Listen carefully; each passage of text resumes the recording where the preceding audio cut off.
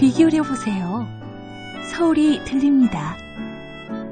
세검정 자아문 밖, 배꽃밭으로 소풍 가던 수줍은 갈래머리 소녀의 목소리도, 광화문 광장, 청계천변에서 들려오는 20살 청년의 힘찬 목소리도 있습니다. 서울의 어제와 오늘, 그리고 여러분의 이야기가 함께합니다. 안녕하십니까? 여기는 서울입니다. 한 주간 이슈가 된 인물과 궁금했던 사람, 또 특별한 이야기의 주인공을 만나보는 시간, 금요 초대석입니다. 오늘은 이집트의 재발견을 펴내신 윤여철 전 주 이집트 대사 모셨습니다. 어서 오십시오. 반갑습니다. 반갑습니다. 감사합니다. 자, 일단 이집트의 재발견이라는 제목이 확 눈길을 끄는데요. 이집트에 대한 새로운 이야기들 많이 담으셨다면서요? 네. 사실 이 책은 이집트 자체를 소개하고자 하는 책은 아니고, 저희가 대사관, 재외공관이 무슨 일을 하고 우리 국민들을 위해서 어떤 일을 하는지를 국민들한테 설명하기 위해서 제가 쓴 글이긴 한데, 그걸 이해하기 위해서는 이집트가 어떤 나라인지, 그리고 우리가 이집트가 피라미드과 스핑크스가 있고 뭐 찬란한 고대 문명이 있는 나라이긴 하지만은 현대에는 여러 가지 어려움을 겪고 그 어려움을 극복하기 위해서 또 그 나라가 어떤 노력을 하고 그랬는지를 보고, 그리고 우리가 어떻게 도와줄 수 있는지를 봐야 되니까 우선 이집트의 그 역사 그리고 현재의 모습을 한번 그려봤습니다. 그래서 보면은 그 이집트가 서기 전 322년에 알렉산더한테 정복당한 이후에 계속 외세 그 정권이라고 그럴까? 그 왕조가 지배를 했어요.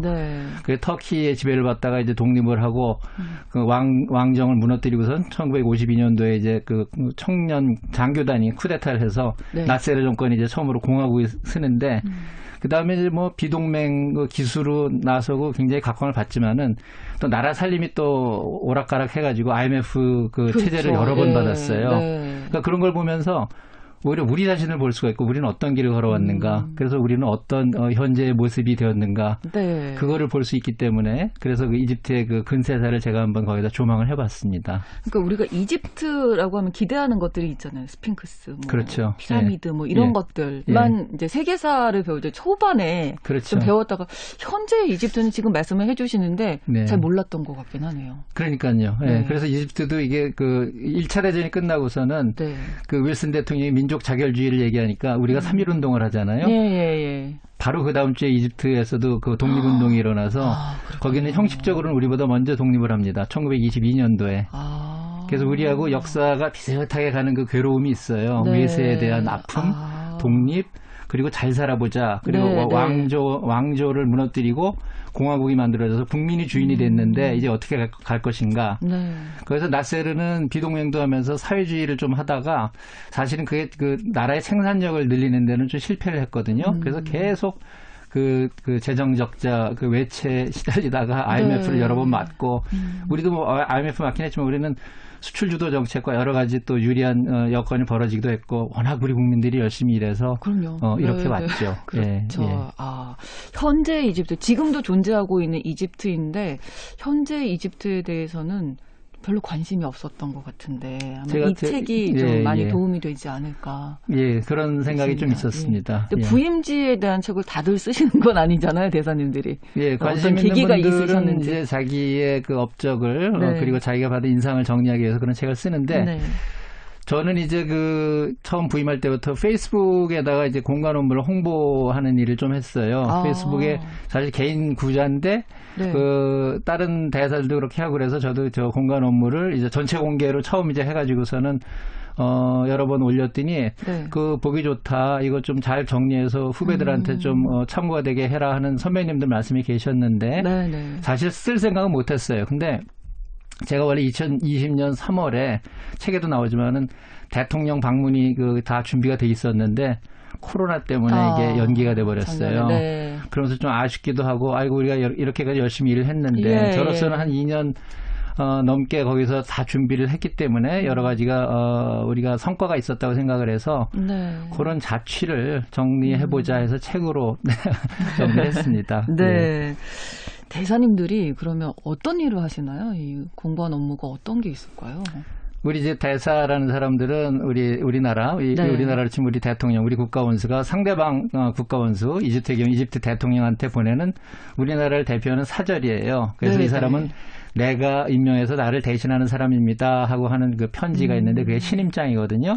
그래서 신임장을 우리 대통령한테 받아서 제가 가서 그쪽 대통령한테 이제 주는 거를 신임장 제정식이라고 그럽니다. 그러면서 이제 공식 업무가 시작이 되는데 그래서 이제 거창하게 말하면은 우리가 대사들은 양국 관계를 증진하고 국익을 뭐 보호하고 한다 그러는데 그거는 이제 좀 추상적인 얘기고 우리의 진정한 국익이 뭐냐?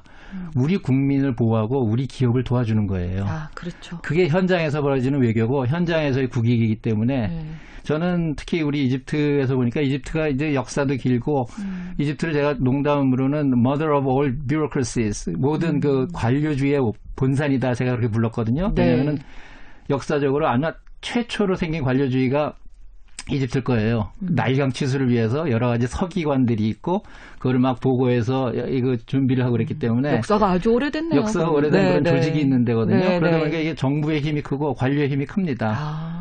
그런데 그런 나라이면은 오히려 이런 공식기관, 대사관이 할 일이 있어요. 그래서 오히려 그 더 발달된 선진사회는 사기업들이 알아서 그 시장에서 싸우는데 이런 나라에는 우리 대사관이 가서 열심히 싸워줘가지고 우리 기업을 보호할 여지가 많았다. 그래서 그런 점에서 오히려 이집트에서 저희가 할 일이 좀 있었다 하는 생각을 하게 됐습니다. 그 외에도 또 그 우리 한국을 알리는 공공 외교도 많이 그 하시는 업무 중에 하나죠. 그렇죠.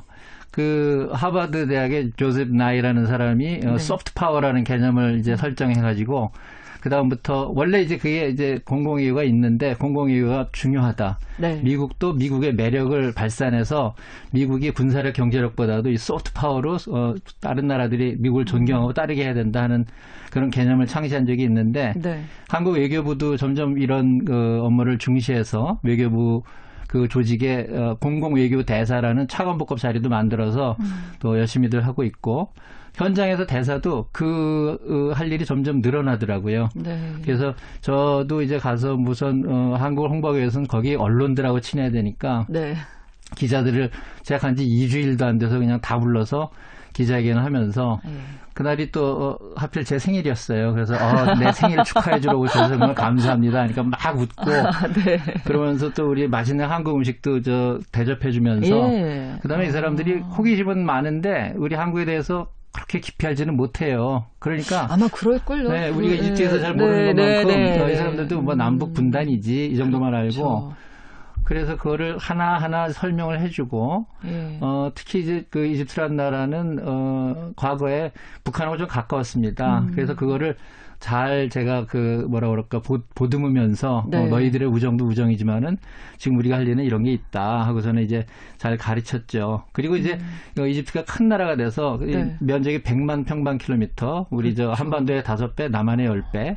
인구는 1억이 좀 넘습니다. 근데 지방을 이제 돌아다니면서 저희가 뭐 그 홍보를 할 때가 있어요. 그럴 때 보면 거기 지방지 기자들, 지방 TV 기자들을 불러서 설명을 하는데 그럴 때는 이제 우리식으로 생기초부터 쫙 설명을 해주면서 하면은 열심히 받아 적어가지고 그다음에 또 기사를 내요. 그것도 저희가 뭐 식사 대접을 하면서 하니까 밥값을 하는 거죠. 그러면은 이게 노력이 다 이렇게 실제로 숫자로 드러나는 거예요. 그러니까 이게 제가 처음에 가서 그걸 열심히 한다고 했더니 한 그 10개월 사이에 그 이집트 내 언론에서 500회 보도가 됐다고 그러더라고요. 그렇군요. 그래서 또 2019년에는 조금 게을렀는지 415회가 됐다고 그러는데 그래서 비슷비슷한데요.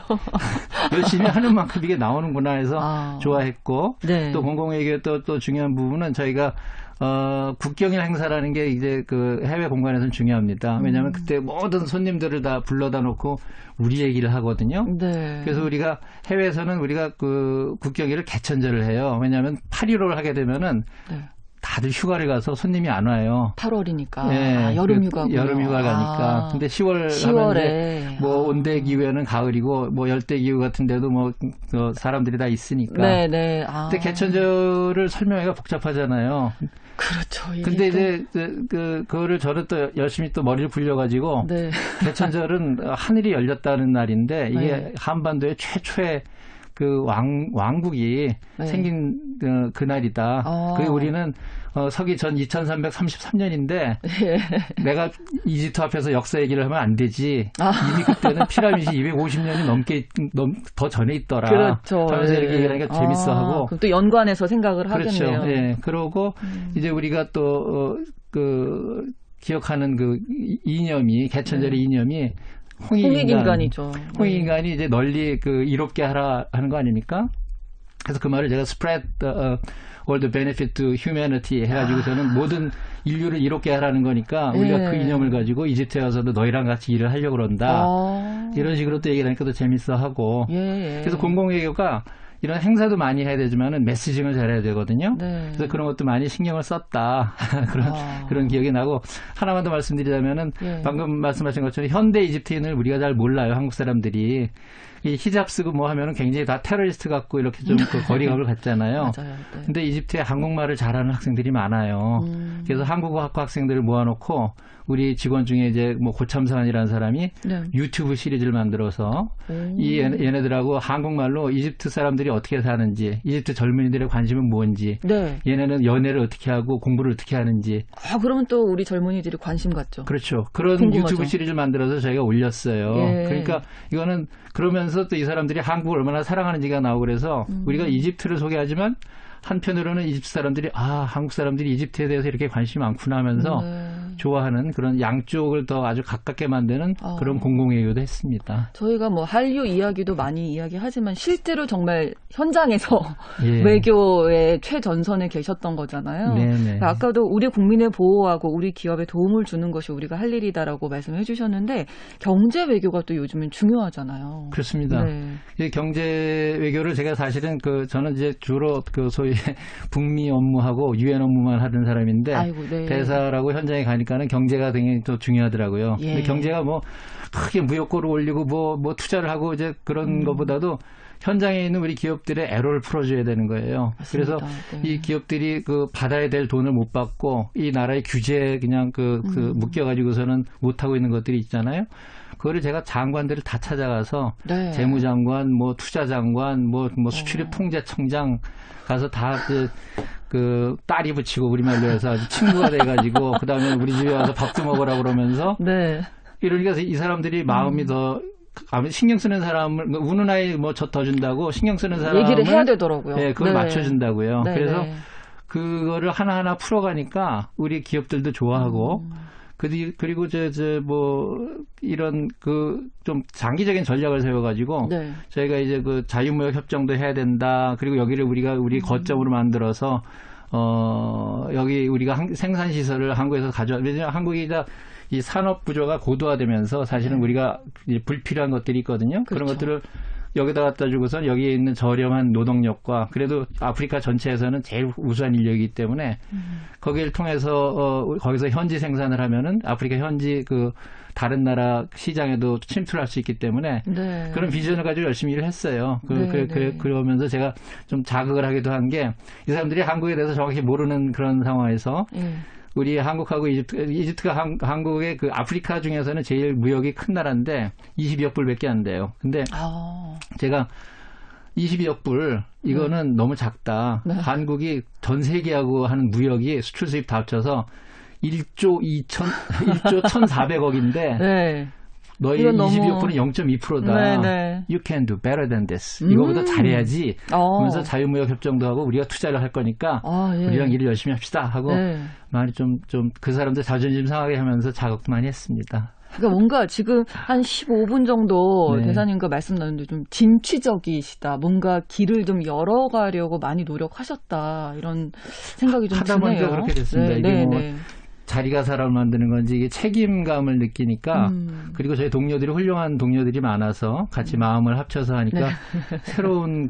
구상을 많이 저희가 했어요. 그러신 것 같아요. 경제도 그렇고 문화도 그렇고 동포는 동포대로 또 제가 또 마음이 약해서 거기 800명 정도 동포가 계신데 다들 열심히 사시고 고생 많이 하시고 그러는데 대사관절하고 이렇게 잔디밭도 있고 괜찮은 집이 있는데 거기 제가 연말에는 애들까지 해서 다 오라고 그랬어요. 이 대사 관저는 여러분의 집입니다. 저는 여기 방 하나 쓰는 하숙생이고 이거는 대한민국 정부 재산이고 바로 당신들 거니까 네네. 우리 다 와서 그 어린이들이랑 잔디밭에서 뛰어노세요 하고서는 했더니 좋아하시더라고요. 서울 다시 오실 때 많이들 서운하셨겠네요. 그럼. 많이 서운했죠. 근데 그때 코로나가 막 퍼지고 그래서 서로 정신이 없었어요. 그래서 뭐 특별히 작년에, 만들어서 또 뭐 대피시키고 그전에 또 봉사단 대피시키고 맞아요.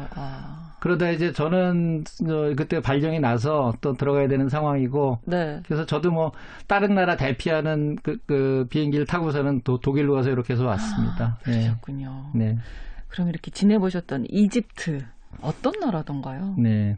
이집트가 저희가 기억하는 그 피라미드 스핑크스하고 아주 아름다운 유적지도 많고 그런데 또 그 위치가 워낙 전략적으로 중요한 데가 돼서 수에즈 운하도 있고 아프리카, 유럽, 중동이 다 만나는 곳이에요. 그러니까 그 중요한 나라들이 다 각축을 하거든요. 그러니까 이집트 사람들이 거기에 대해서 자부심도 있고 우리가 굉장히 중요한 위치에 있다 하는데 자부심도 자부심인데 약간 거기에는 좀 착각도 좀 있다고 생각을 해요. 자기네가 열심히 할 부분도 있는데 그거보다는 자기네가 위치가 좋으니까 다들 우리를 찾아온다 하는 생각들이 있는데 그거는 제가 가끔 이렇게 좀 일깨워주면서 이제 더 열심히 해야 된다는 얘기를 하는데 그럼에도 불구하고 중동 아프리카 지역에서 이집트만큼 훌륭한 그 인적 자원을 가진 데가 없어요.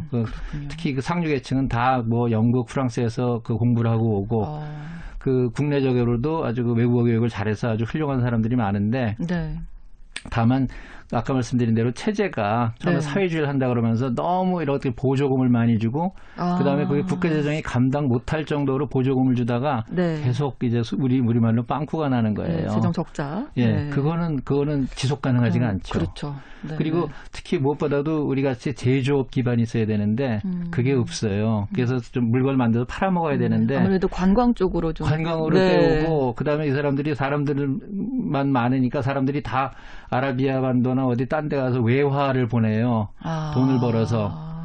자기네 국내에는 기회가 그렇게 많지 않고 딴 데 가서 막 돈을 벌어서 보내오는데 그거하고 관광 수입하고 그다음에 수에즈운하 그거가 제가 이제 부르는 외화 획득 3종 세트인데 그거 말고는 그 물건을 잘 만들어서 팔아먹는 우리 같은 구조가 이제 아직 부족해요. 저희가 좀 열심히 더 일하자 우리랑 이렇게 말씀하신 거군요. 그렇죠. 그러니까. 그래서 그 사람들도 많이 저희의 그 기업하고 이제 연계를 하고 우리의 투자를 받으려고 많이 관심이 있었는데 그 일을 하던 중간에 제가 왔고 코로나 때문에 조금 중단이 됐지만 앞으로 계속 더 잘 될 수 있습니다.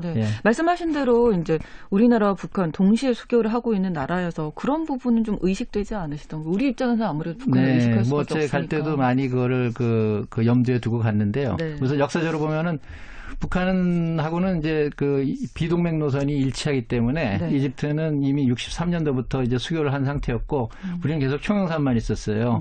특히 이제 북한은 73년도 중동 전쟁 때 그 공군 조종사들을 보내서 그 현장, 그러니까 이스라엘을 침공은 하지는 않았을 거예요. 근데 이제 그 이집트 영공을 방어하는데 같이 싸운 거예요. 그러니 얼마나 고맙겠습니까? 그때 공군 참모총장이 호스니 무바라크인데 그 사람이 뒤에 사다트 대통령이 부통령이 됐다가 사다트 대통령이 암살당했을 때 부통령에서 대통령으로 이제 승계를 했어요. 그리고 30년을 집권하다가 아랍의 봄 때 이제 쫓겨난 건데 그래도 스틸 카이로가 북한 외교의 아주 큰 거점이에요. 거기 사람도 많고 여러 가지 뭐 무슨 거래를 많이 한다는 걸로 소문이 나 있는데 외신에도 많이 나고 저는 이제 그 마동희 대사라는 분을 그 아시아 지역 대사 모임 이런 데서 보거든요. 보면은 제가 저렇게 인사드리고 나이는 저보다 한 2살 많으니까 제가 뭐 형님이라고 부르진 않지만 형님처럼 이제 정중하게 저가면은 또 그분도 반갑게 저를 맞이하고 한두 마디 하다 살짝 딴 데로 가시는데 그래도 그것도 옛날보다 많이 낮은 거예요. 그렇군요. 그래서 2018년도에 우리가 남북 정상회담이랑 북미 정상회담 잘 되고 그럴 때는 둘이서 만나도 되게 좋아하고 막 분위기가 그랬어요. 아무래도. 근데 그러다 이제 그게 더 이상 진도가 안 나고 나서 좀 뻘쭘해졌죠. 이런 얘기도 또 들어볼 수가 있네요. 뭐 정말 아까 제가 진취적이신 것 같다라고 이제 말씀해 주셨는데 외교관으로서의 꿈이 어릴 때부터 있으셨던 건가요, 그러면? 외교관으로서의 꿈. 사실 저는 어려서는 과학자가 되고 싶었는데. 네. 제가 이제 뭐, 또 어릴 적 얘기하자면 제가 1973년도에 무슨 TBC 어린이 퀴즈왕이라는 걸 했어요. 연말에 제가 피아노까지 타서 집에다가 적었는데. 예. 그때 보면은 주말에 뭐, 보통 이제 그런 사람한테 물어보잖아요. 사회자가. 네. 윤여철 어린이는 커서 뭐가 될래요? 그렇죠. 내가 그래서 과학자라고 그랬는데, 그 다음에 월말 매치에 가서는 제가 외교관이라고 그랬어요. 왜 그런지 모르겠는데. 그랬다 연말에는 이제 그 과학자라고 그랬는데, 결국은 뒤에 가서 보니까, 이 역사가, 우리나라 역사가 아무래도 그 외세와의 관계가 중요하구나 하는 그런 뭐 거창한 역사의식이 또 있었고, 그래서 개인적으로는 팝송 좋아해, 영화 좋아해, 무슨 외국 문화에 대한 그 관심도 많어. 그런 게 있으니까, 결국은 과학자를 포기하고. 이쪽으로. 네, 왜냐면 우리가 문과, 이과를 선택하잖아요. 그때가 기로가 됐어요.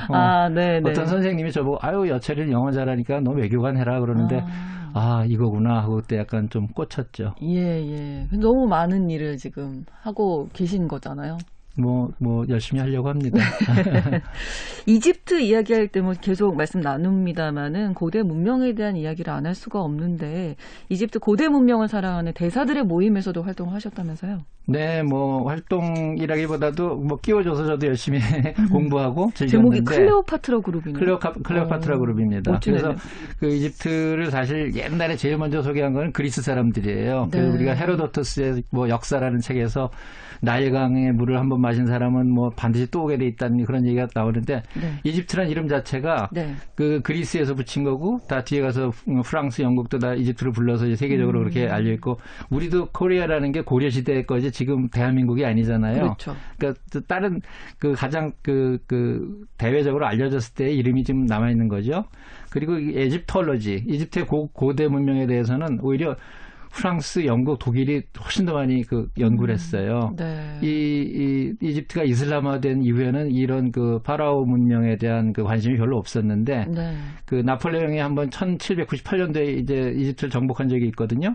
그 이후에 이제 우리가 로제타 스톤, 샹폴리옹의 상형 문자도 해석하고, 그러면서 획기적으로 이제 고대 문명이 많이 알려졌죠. 그렇죠. 그래서 이게 지금 이집트 사람들이 외화를 보는 아주 좋은 저게 돼 있는데, 이집트 정부도 그걸 위해서 굉장히 애를 써서 이걸 홍보를 해요. 근데 그 중에 하나가 우리 대사들을 불러서 자기는 유적으로 초대를 합니다.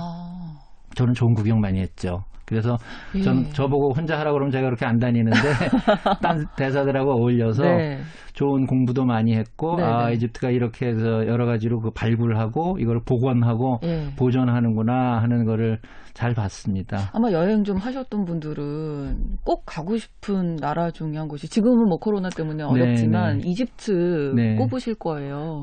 그리고 이집트가 고대 문명도 있는데 또 자연 경관도 좋아요. 큰 100만 평방킬로미터의 사막에, 그리고 홍해 바다, 지중해 바다가 다 있거든요. 그러니까 관광 자원은 많은데, 다른 유럽이나 서양만큼 잘 개발이 좀 덜 돼 있어서 접근이 좀 어려워서 그런데, 앞으로 잘 되면 그것도 아주 특히 우리 한국 여행객들도 많이 즐길 수 있으리라고 생각합니다. 관광 자원뿐만이 아니라 너희가 열심히 일을 해야 된다. 이렇게 강조하고 오신 거세요. 그렇죠. 우리나라가 국제개발협력의 모범 사례로 손꼽히고 이제 원조가 필요한 국가였다, 이제 원조를 하는 나라로 바뀐 게 이제 세계적인 주목을 끌고 있는데, 이 부분에 대해서도 책에 쓰셨더라고요. 개발협력이라는 게 결국은 다른 나라가 좀 더 사람답게 살 수 있게 그런 걸 가르쳐주고 도와주는 건데요. 우리나라가 진짜 거의 유일하게 원조를 받다가 원조를 주는 나라가 되어 있습니다. 근데 이제 원조가 이제 무상원조, 유상원조가 있는데, 무상원조는 그대로 그냥 공짜로 주는 거고, 유상원조는 장기 저리, 소위 10년 거치, 30년 상환, 그래서 연 3%. 그런 이제 아주 거의 공짜에 가까운, 돈을 갚긴 갚아야 되는데, 무이자 같은 그런 도움을 주는 건데, 이게 그냥 다 주는 게 아니라 그거를 잘 이용하면은 우리 기업이 또 그걸 시공을 한다 그럴까? 그 사업을 맡아서 하기 때문에 이게 환류가 돼요, 우리한테. 그래서 그런 거를 잘 살려서 하면서 우리 기업들도 많이 도와주려고 그랬고요. 이제 대표적인 사업을 하나 얘기를 들자면은 나일강 상류에 베니스에프라는 곳이 있는데, 거기 한 이집트 기술대학에서 학생들이 2년짜리로 해서 ICT, 우리 정보통신하고 메카트로닉스라고 해서 기계학을 배우는데, 그거를 해서 잘 그 과정을 이수하면은 예를 들어서 거기 삼성전자하고 LG전자 공장이 있습니다. 네. 그런데 취업이 가능하다 하는 식으로 하니까 난리가 난 거예요. 막 수십 대 그렇죠. 1로 학생들이 지원을 하고 네. 그거를 이제 우리가 실제로 다 만들어줬는데 그 이집트 총리하고 저하고 같이 방문을 했을 때 이집트 총리가 이게 바로 우리가 필요로 하는 게 이런 겁니다. 무슨 우리 식으로 해서 무슨 문과 교육 이런 게 문제가 아니라 기술 배우고 애들이 취업할 수 있는 이런 거가 정말 필요합니다. 그렇죠. 더 해주십시오. 그러는 거예요. 그래서 정말 보람이 있더라고요. 예.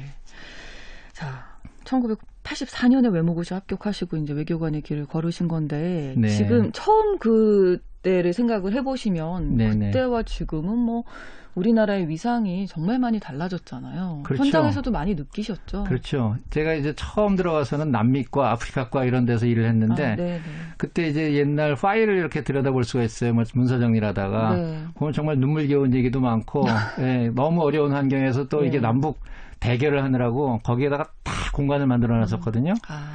그래서 그 고생을 하고 뭐 저도 서부아프리카에서 하면서 뭐 이름을 못 들어보셨을 거예요. 부르키나파소, 니제르 이런 데 제가 무상원조 물품 들고 가고 행사라고 그랬는데 95년, 뭐 96년 그런 시절. 근데 이제 나라가 잘 사는 것도 잘 사는 거고 우리가 모범적인 민주주의 국가잖아요. 저는 그것도 굉장히 중요하다고 생각해요. 그렇죠. 네. 최근에 우리가 G7 그 회의에 우리 대통령님께서 초대를 받으셨잖아요. 이게 국가의 위상인데 돈만의 문제가 아니에요. 이게 존경받는 국가여야 된다라고 생각을 하는데 그래서 그런 위상이 우리 외교 현장에서도 느껴집니다. 우리가 존경받고 어떻게 한국은 그 두 마리 토끼를 다 잡았을까? 나라도 잘 살고 저렇게 모범적인 민주국가가 됐을까 하는 게 그 사람들의 시선이에요. 네. 아마 이런 이야기를 들으면 우리 젊은이들 중에 외교관을 꿈꾸는 젊은이들이 좀 도움을 많이 받을 수 있을 것 같은데 어떤 말씀 해주실 수 있으실까요? 외교관 뭐 기본적으로 공무원이죠. 그러니까 돈 많이 벌고 싶은 사람은 뭐 대기업 가고 저거 해야 되겠지만은 근데 외교관은 우리가 나라를 대표하는 명예가 있고 그리고 국민들한테 봉사하는 그런 보람이 있고 그리고 우리가 이제 영어로 Jack of all trades에서 이제 그 여러 가지를 다 알아야 돼요.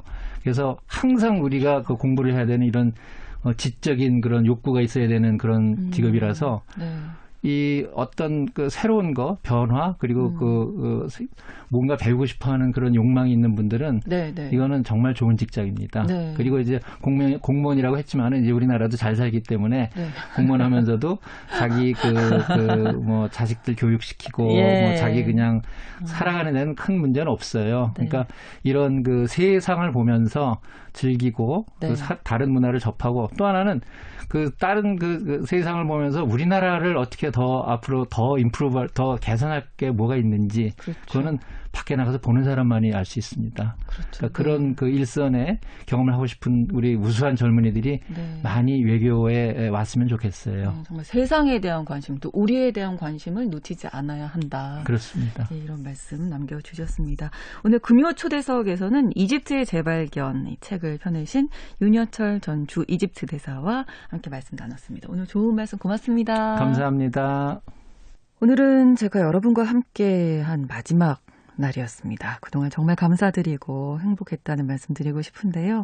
다음 주 월요일부터는 김성은 아나운서가 여러분을 찾아뵙게 됩니다. 앞으로도 많은 애청 부탁드리겠습니다.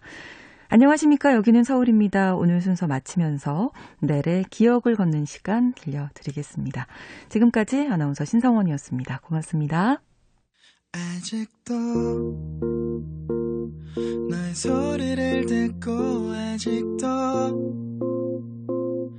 너의 손길을 느껴 오늘도 난 너의 흔적 안에 살았죠.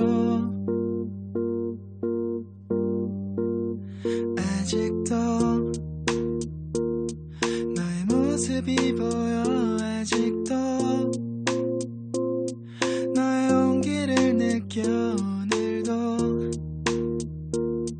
난 너의 시간 안에 살았죠.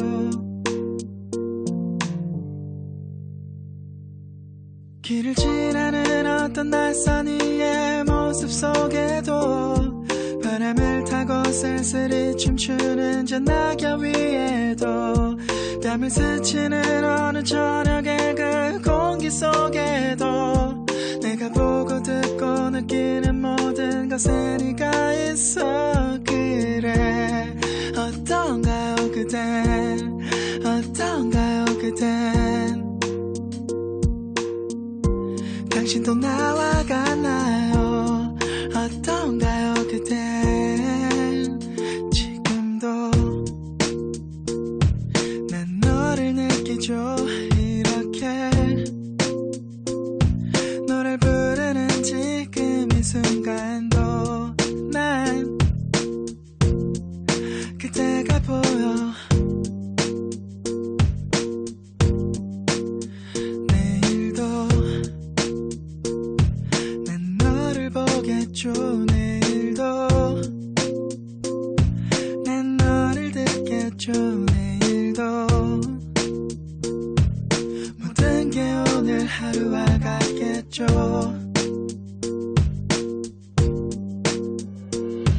길을 지나는 어떤 낯선 이의 모습 속에도 바람을 타고 쓸쓸히 춤추는 저 낙엽 위에도 뺨을 스치는 어느 저녁의 그 공기 속에도 내가 보고 듣고 느끼는 모든 것에 네가 있어. 그래 어떤가요 그댄, 어떤가요 그댄. 당신도 나와 같나요? 어떤가요 그댄.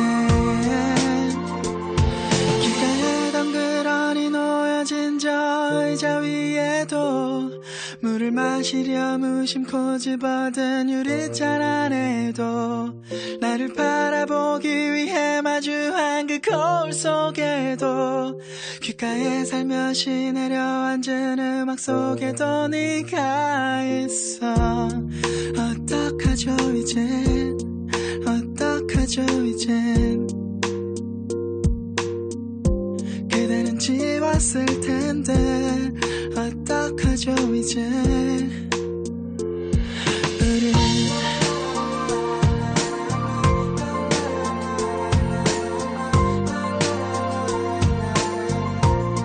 어떡하죠 이제.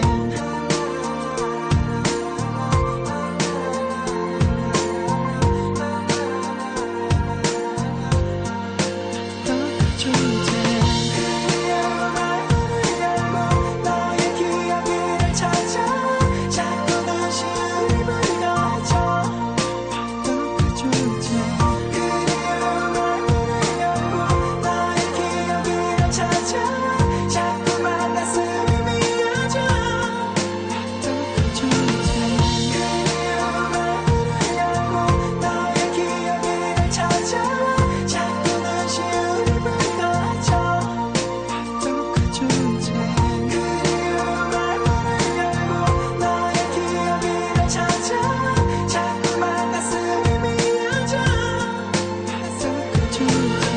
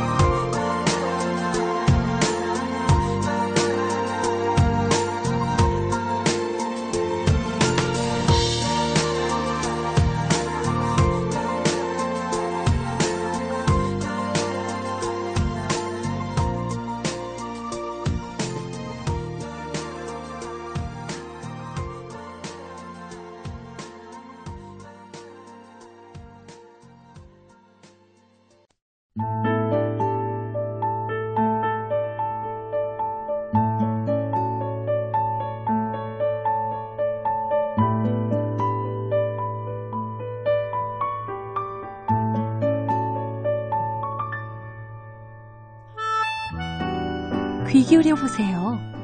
서울이